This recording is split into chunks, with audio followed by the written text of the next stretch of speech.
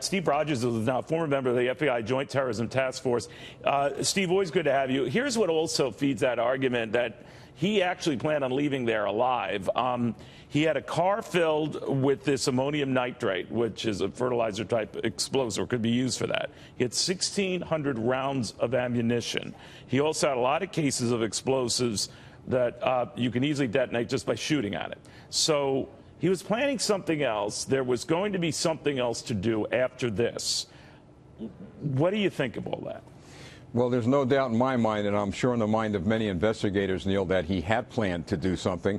As the sheriff said, they've concluded he planned to escape. Had he escaped, maybe, just maybe, escaped undetected, some of those hotels that he visited prior to this incident in Las Vegas, he may have gone back there, and we would have had another massive massacre on our hands. You know, this Chicago scoping out this Lollapalooza event, that's more like pop rock music versus the country music at this venue. That shoots the theory, I'm sorry for the crass pun here, but that he was after a country music crowd then, right? I mean, he was just after crowds in that event.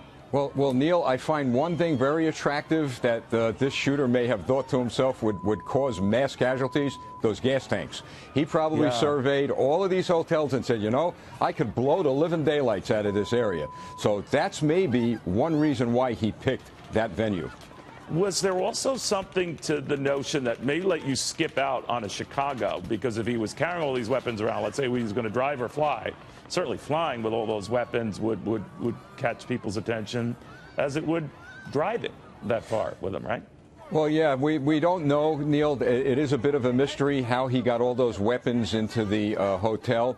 But the fact of the matter is, and I would agree with the sheriff, who's done an extraordinary job, there had to be someone else involved, not necessarily in the operation and execution phase, but in the planning stage. And that's where they're going to focus their investigation on, the planning stage. Was anyone else involved? Does anyone else have any knowledge? All right, so just to be clear, you're saying it's not so much help on the shooting itself, on the attack on that night, but preparing for that. Many have also talked, Steve, about the idea of a 64-year-old guy carting all of this stuff, handling all these weapons. They heat up very fast.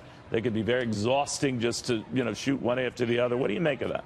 Yeah, it's one of those, Neil, it's one of those mysteries. You talk to criminal profilers and psychologists, they're all scratching their heads.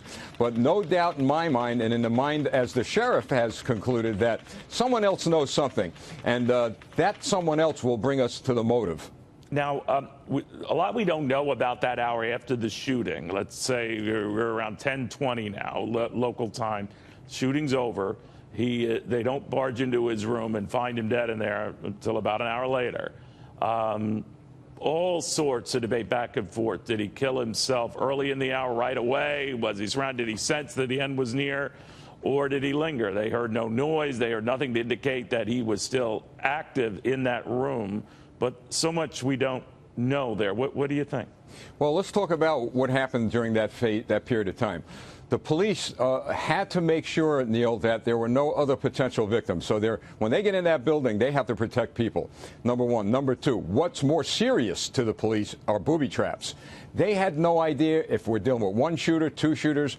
They had no idea if this guy had IEDs planted in the hallways. So this is why it took them the time necessary in order to get in that room.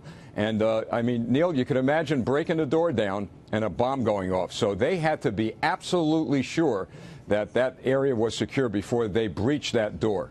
Yeah, and the guy who was shot at, who was still telling the authorities there, this is the room, this is the guy, and he's bleeding like crazy. Talk about brave. Steve, thank you very much. No, thank you, Neil.